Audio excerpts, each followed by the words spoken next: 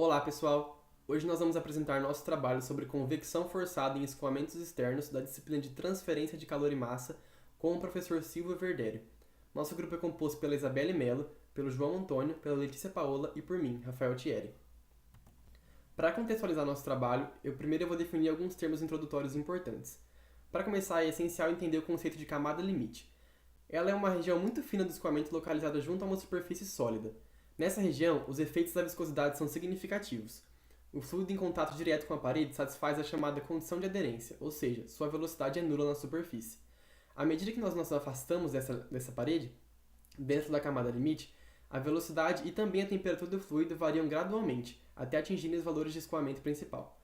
Fora dessa camada, os efeitos viscosos se tornam desprezíveis e o fluido pode ser tratado como ideal. Dos escoamentos externos, diferentemente dos internos, o fluido não é confinado por paredes adjacentes. As camadas limite se desenvolvem livremente sobre a superfície sólida. Alguns exemplos clássicos desse tipo de escoamento são o escoamento sobre uma placa plana, sobre superfícies curvas como cilindros, esferas, aerofólios como a imagem e pás de turbina. Quando falamos em convecção forçada, nós estamos nos referindo a situações em que o movimento relativo entre o fluido e a superfície é imposto por meios externos, como ventiladores, como na imagem, bombas ou sopradores. Isso difere da convecção natural, onde o movimento ocorre devido às forças de empuxo causadas por variações de densidade associadas à temperatura. Ao longo desse trabalho, nosso foco está em problemas de convecção forçada com baixas velocidades, sem mudança de fase do fluido e com propriedades aproximadamente constantes. O principal objetivo desse estudo é a determinação dos coeficientes convectivos para diferentes geometrias e condições de escoamento e obter formas específicas para as funções que representam esses coeficientes. Eles são fundamentais para o dimensionamento e a análise térmica de equipamentos e sistemas de engenharia. Uma das formas mais utilizadas para determinar o coeficiente de transferência de calor por convecção é o método empírico. A ideia central desse método é não resolver diretamente as equações diferenciais da camada limite, que muitas vezes são matematicamente complexas. Em vez disso, realizam-se experimentos controlados, com geometrias e condições de escoamento bem definidas. Como mostrado na figura abaixo, utiliza-se um arranjo experimental em que uma superfície sólida é aquecida eletricamente com potência conhecida, enquanto um fluido escoa sobre ela. O sistema é isolado termicamente para garantir que praticamente todo o calor fornecido seja transferido ao fluido por convecção. Medindo a temperatura da superfície, a temperatura do fluido distante e a área de troca térmica, aplica-se a lei de resfriamento de Newton para calcular o coeficiente convectivo médio. Esses valores experimentais são a base do nosso método empírico.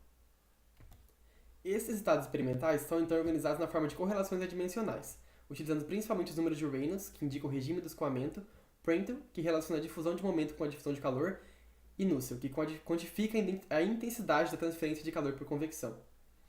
Quando o número de Nusselt é representado em função do número de Reynolds em escala logarítmica, observa-se que os pontos experimentais tendem a se alinhar em retas, indicando uma relação do tipo lei de potência, no qual os coeficientes expoentes dependem da geometria da superfície, do regime de escoamento e das condições térmicas do problema.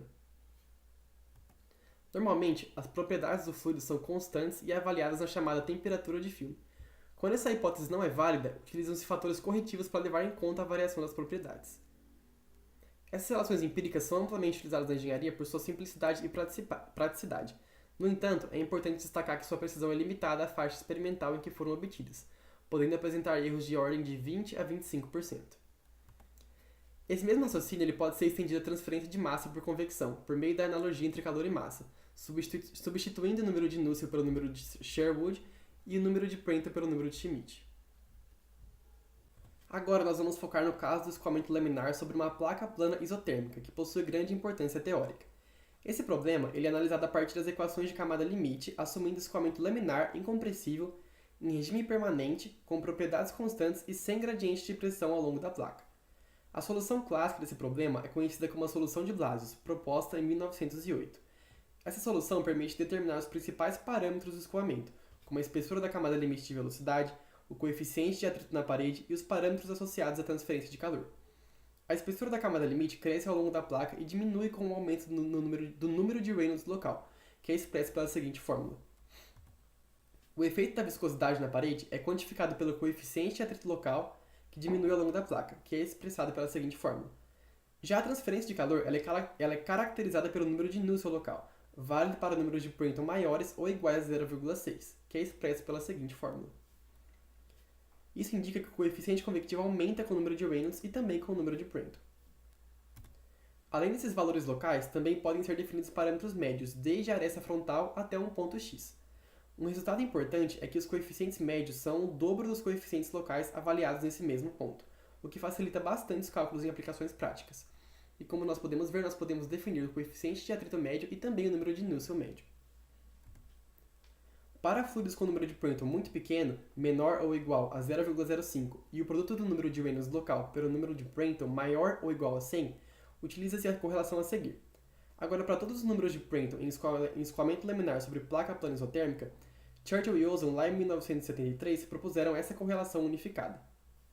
Esses resultados mostram como o escoamento e as propriedades do fluido controlam a transferência de calor em regime laminar, tornando a solução de Blasius uma referência fundamental para problemas de convecção forçada. Agora, iniciamos o estudo do escoamento turbulento sobre uma placa isotérmica. O regime turbulento ele ocorre para números de Reynolds elevados, e por isso não é possível obter uma solução analítica exata das equações da camada limite. Então, dessa forma, o comportamento do escoamento ele é descrito por correlações empíricas. A expressão apresentada no slide ele fornece o coeficiente de atrito local, válida para o número de Reynolds de até aproximadamente 10 à oitava, com erro em torno de 15%, conforme mostrado por Slickshin. Bom, aqui é apresentada uma expressão aproximada para a espessura da camada limite fluidodinâmica turbulenta, que é indicada por delta.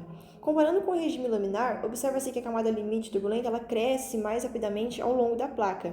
Esse crescimento acelerado está associado à intensa mistura causada pelas flutuações turbulentas, que transformam a quantidade de movimento de forma mais eficiente do que a difusão molecular. Um ponto importante é que no regime turbulento, a espessura da camada limite térmica, o ΔNCT, é aproximadamente igual à espessura da camada limite fluidodinâmica, delta.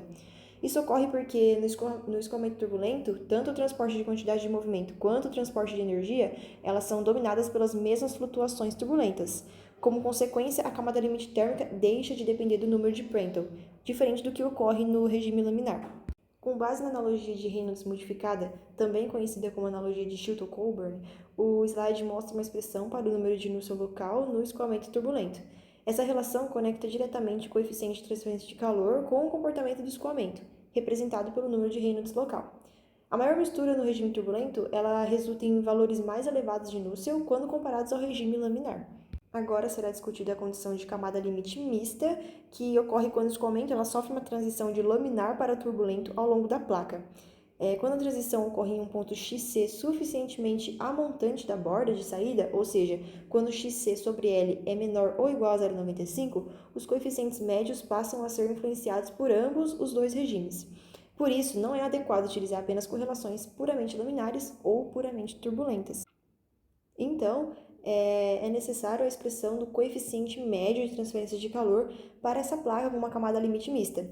O valor médio ele é obtido pela integração do coeficiente local, que considera uma região laminar até o XC, e uma região turbulenta a partir desse mesmo ponto. Admite também que a transição ela ocorre de forma abrupta, que simplifica o cálculo e é uma hipótese muito comum.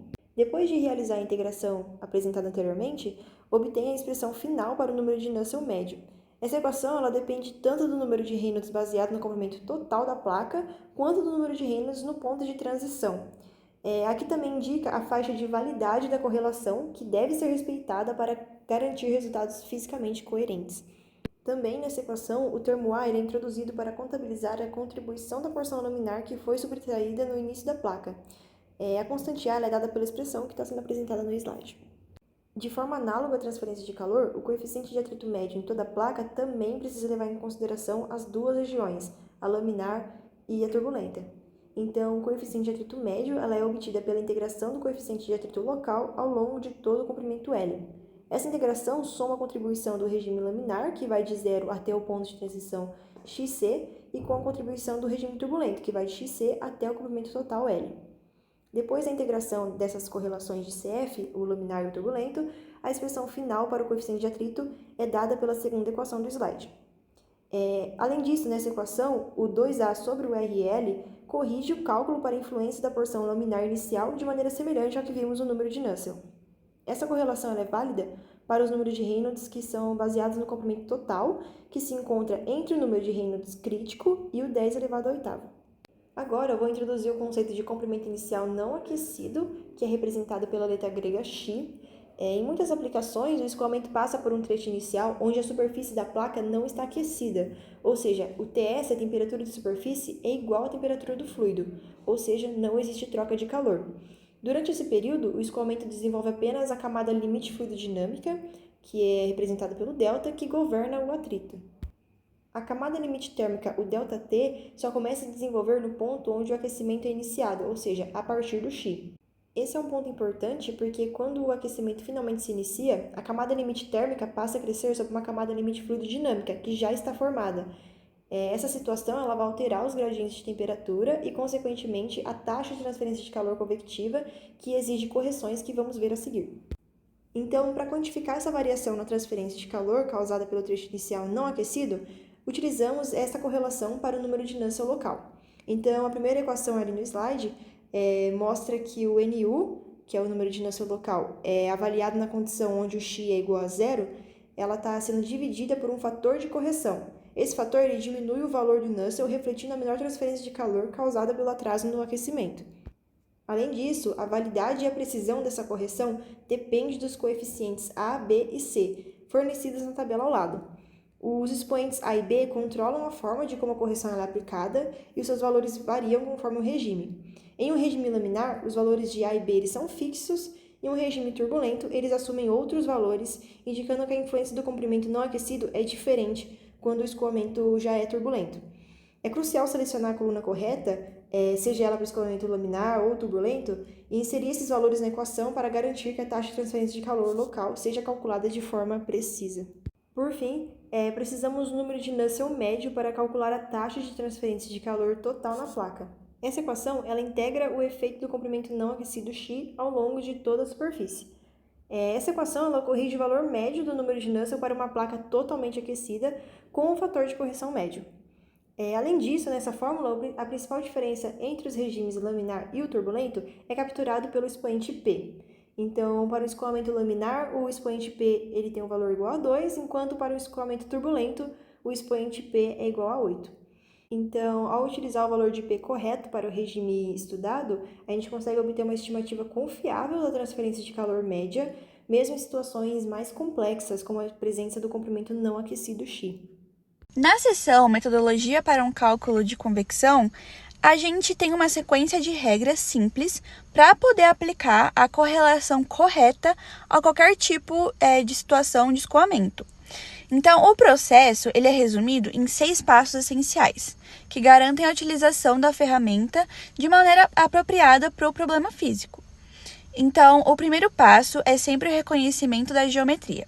Isso significa identificar se estamos lidando com um escoamento sobre uma placa plana, um cilindro, uma esfera ou alguma outra forma.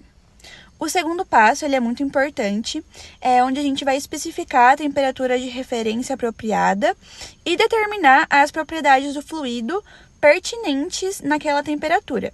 É importante a gente lembrar que as propriedades do fluido, como viscosidade e condutividade, variam com a temperatura.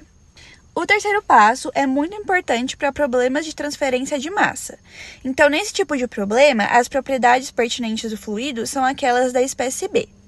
Isso se aplica quando lidamos com misturas binárias diluídas, onde a concentração da espécie A é muito pequena, o que permite que as propriedades da mistura sejam aproximadas pelas propriedades do componente predominante, da espécie B.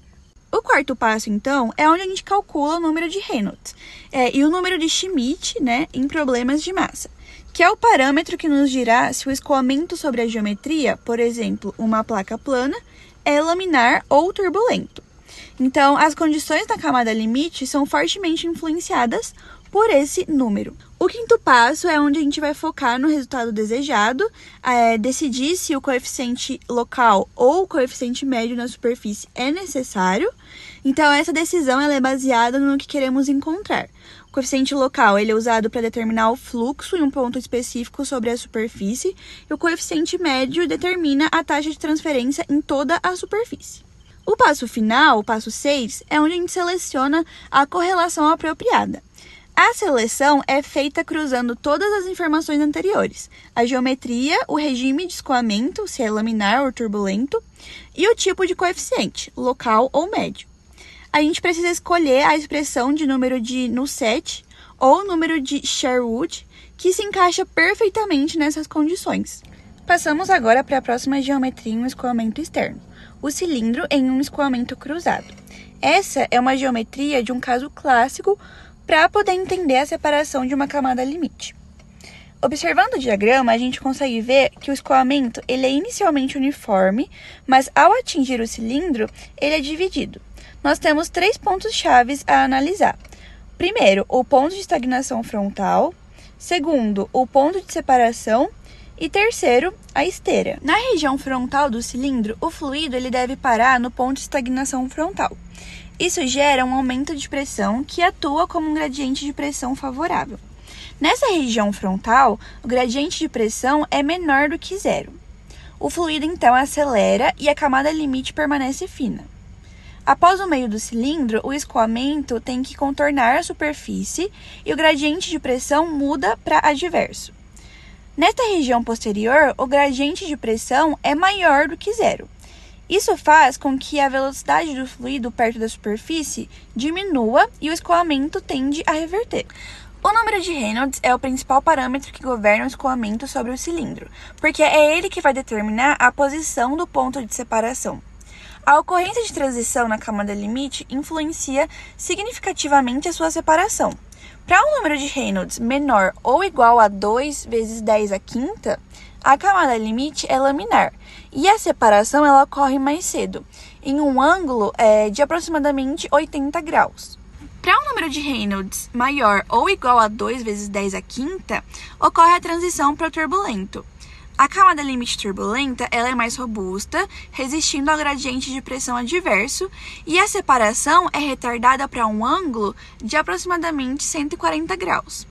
Essa mudança tardia da separação causa uma redução drástica no coeficiente de arrasto, que ocorre em torno de número de Reynolds aproximadamente igual a 2 vezes 10 à quinta, pois a esteira de baixa pressão se torna muito menor, o que reduz o arrasto de forma significativa.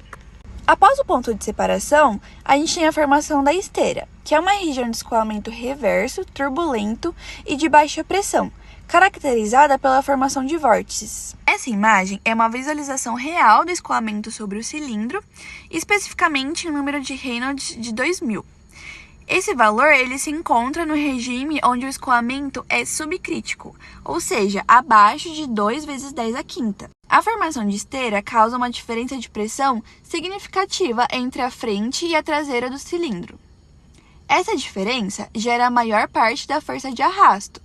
A força de arrasto é a soma de duas contribuições, o arrasto de atrito e o arrasto de pressão. O coeficiente de arrasto ele é definido pela seguinte equação, onde A é a área frontal do cilindro, ou seja, a área projetada no plano perpendicular à velocidade. O nosso estudo da transferência de calor por convecção está diretamente ligado ao ponto de separação da camada limite que se desenvolve sobre o cilindro. No regime laminar, o número Nusselt atinge o mínimo em mais ou menos 80 graus, que é o ponto de separação. Há um leve aumento posterior na esteira, enquanto no regime turbulento, o número de Nusselt tem um crescimento rápido entre 80 graus e 100 graus, indicando a transição. A separação é atrasada, para aproximadamente 140 graus. A correlação para o ponto de estagnação para um θ igual a 0 graus, válida para um número de Prandtl maior ou igual a 0,6 e o número de Reynolds baixo, é o que é apresentado no final do slide. Para calcular a transferência de calor média em escoamento cruzado, utilizamos a correlação média de Hilbert. Essa correlação é válida para números de Prandtl maiores ou iguais a 0,7, que é dada pela equação que está sendo apresentada. É importante notar que os coeficientes C e M são selecionados diretamente na tabela e que depende da faixa específica do número de Reynolds do nosso problema. Essa correlação também pode ser empregada para cilindros com seção transversal não circular, como por exemplo um quadrado ou um hexágono, apenas alterando os valores de C e M para cada geometria. E também, para uma maior precisão no cálculo da transferência de calor média, podemos utilizar a correlação de Zhukauskas. Essa correlação inclui um fator de correção que considera a variação das propriedades do fluido entre a temperatura da corrente livre e a temperatura da superfície. A faixa de validade é ampla, Prandtl entre 0,7 e 500 e Reynolds entre 1 e 10 a sexta. Novamente, os coeficientes C e M variam com a faixa do número de Reynolds. O expoente n deve ser determinado por uma tabela específica que depende do número de Prandtl. Por fim, apresenta a correlação média de Church-Bernstein. Essa é a única equação que engloba toda a faixa do número de Reynolds com os dados disponíveis, cobrindo também uma ampla faixa do Prandtl. É a fórmula recomendada quando o produto de Reynolds vezes o número de Prandtl for maior ou igual a 0,2. Bom, discutiremos agora o escoamento sobre uma esfera. Os efeitos da camada limite desse tipo de geometria são muito semelhantes aos observados no cilindro circular, principalmente no que diz respeito à formação da camada limite, a transição do regime laminar para o turbulento e a separação do escoamento. Esses fenômenos têm papel fundamental tanto no comportamento do arrasto quanto na transferência de calor por convecção, sendo fortemente influenciados pelo número de Reynolds. No limite de número de Reynolds muito pequeno, ou seja, para escoamentos extremamente lentos com RE menor ou igual a 0,5, o coeficiente de arrasto torna-se inversamente proporcional ao número de Reynolds. Essa relação é conhecida como Lei de Stokes e é válida quando as forças viscosas dominam completamente o escoamento, sendo aplicável principalmente a partículas muito pequenas se movendo em fluidos viscosos. Para as situações mais gerais de escoamento sobre uma esfera, diversas correlações empíricas foram propostas ao longo do tempo. Entre elas, Whittaker, em 1972, recomendou uma correlação que apresenta boa precisão em uma ampla faixa de números de Reynolds e de Prandtl. Essa correlação é amplamente utilizada em aplicações de engenharia, pois fornece resultados confiáveis considerando as propriedades do fluido e as condições de escoamento. A correlação de Runs e Marshall apresenta um caso particular de transferência de calor por convecção em esferas e está associada ao transporte de gotas em queda livre. Para esse tipo de situação, os estudiosos propuseram em 1952 o que é comumente utilizado, sendo bastante aplicado em problemas envolvendo secagem por spray, evaporação de gotas e processos semelhantes, dado pela seguinte forma. Bom, partindo agora para matrizes tubulares de escoamento cruzado. Passaremos a analisar então o escoamento externo cruzado em matrizes tubulares, um caso de grande relevância em aplicações de engenharia. Esse tipo de configuração é comum em equipamentos como caldeiras e sistemas de condicionamento de ar. Nessas situações, um fluido escoa externamente aos tubos, enquanto outro pode escoar internamente. Porém, o foco agora será a análise na transferência de calor por convecção no escoamento externo. O arranjo dos tubos. As fileiras de tubos podem estar dispostas de forma alinhada ou alternada em relação à direção do escoamento. As condições de escoamento nessas matrizes são fortemente influenciadas pela separação da camada limite e pela interação formadas a jusante dos tubos. Os tubos da primeira fileira apresentam um comportamento térmico semelhante ao de um cilindro isolado em escoamento cruzado. Já as fileiras iniciais atuam como geradores de turbulência, intensificando a mistura do fluido e aumentando a transferência de calor nos tubos localizados a mais a jusante. Após algumas fileiras, o coeficiente de transferência de calor tende a se estabilizar, sendo comum adotar um valor médio representativo de toda a matriz. Žukauskas propôs uma correlação empírica para estimar o coeficiente de transferência de calor médio em matrizes tubulares.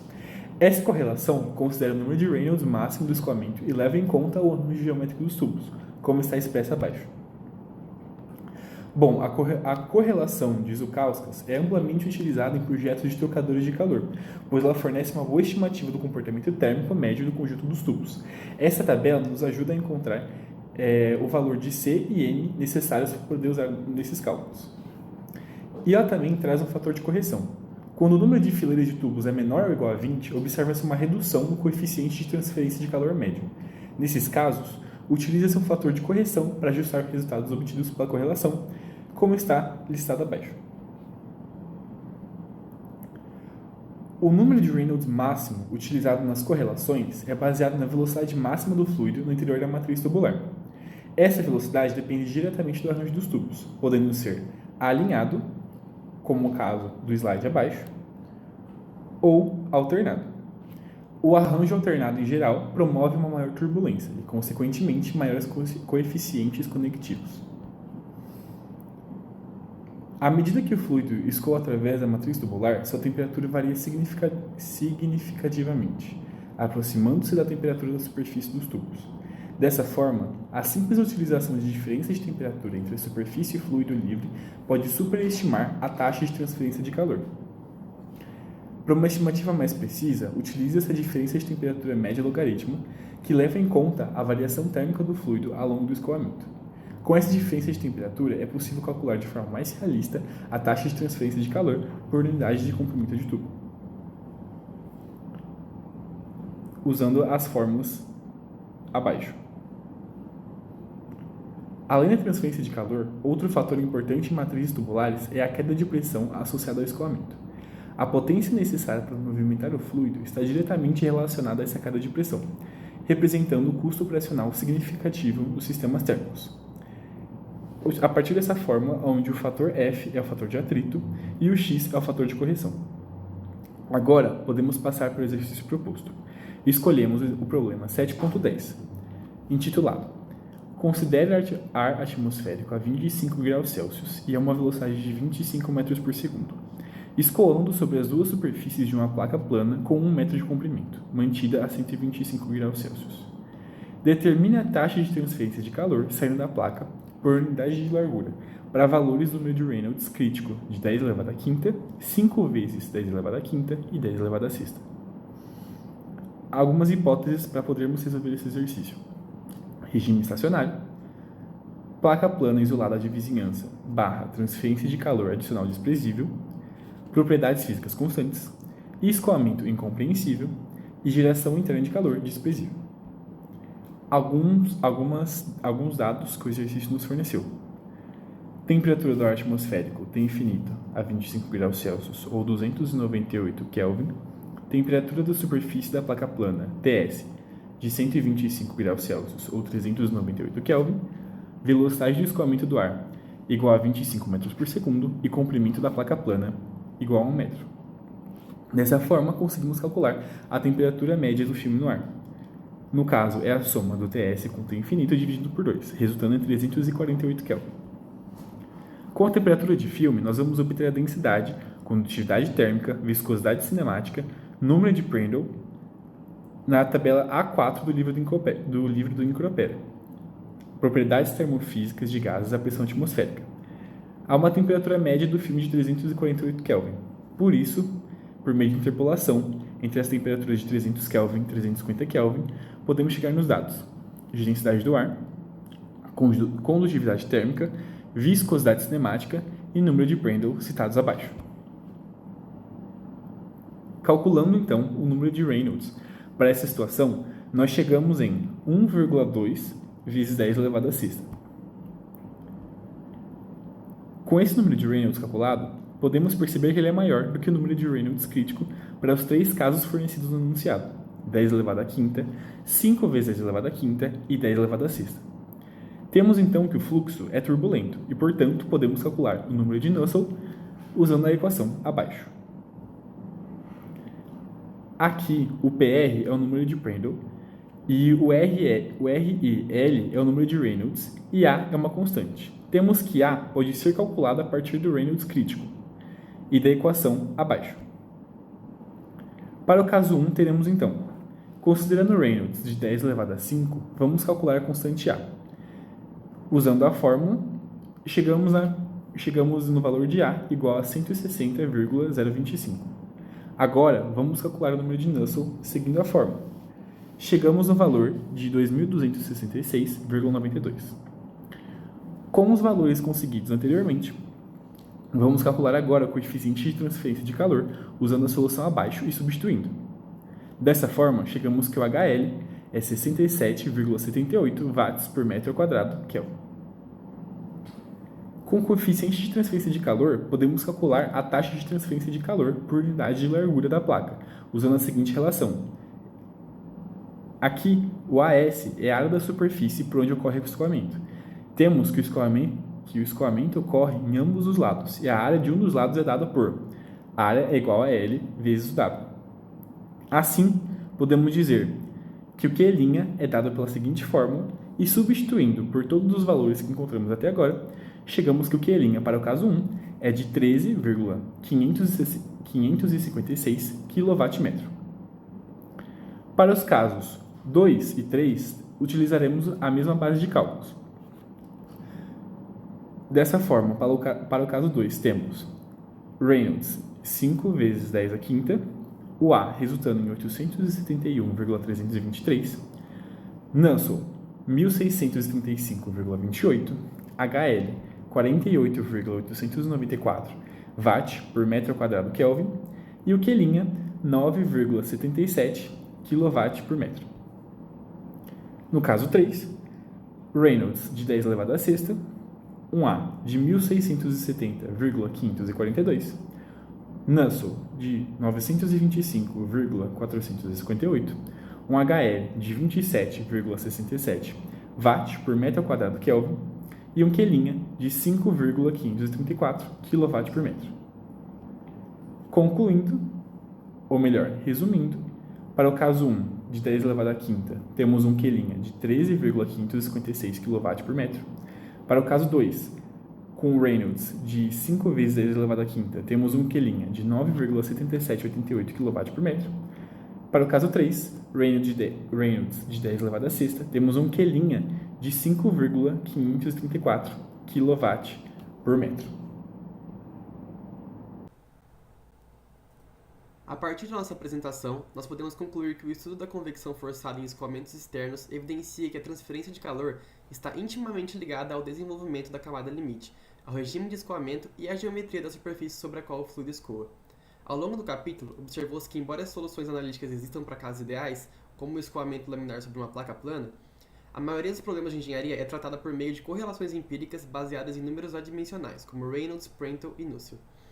A análise de diferentes geometrias, placa plana, cilindro, esfera e matrizes tubulares, mostrou que fenômenos como separação da camada limite, formação de esteiras e transição para o regime turbulento exercem influência direta sobre os coeficientes convectivos.